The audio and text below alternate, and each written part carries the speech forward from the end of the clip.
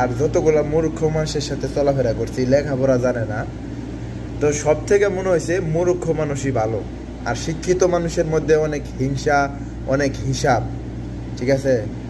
আর আমি এই পর্যন্ত যতগুলা অশিক্ষিত মানুষের সাথে চলাফেরা করছি তাদের মন অনেক ভালো, মানে বিপদে পড়লে কোনো দিনও আমি দেখি নাই যে কোনো মানুষের তারা ফালাই হয়ে গেছে।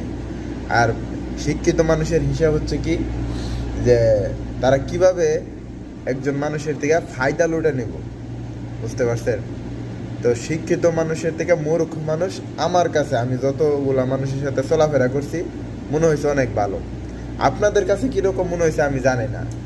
তো এখনও হিসাব করলে আমি দেখি যে শিক্ষিত মানুষের থেকে মূর্খ মানুষ আমার কাছে অনেক ভালো লাগে, কারণ তারা এত হিসাব কিতাব বোঝে না।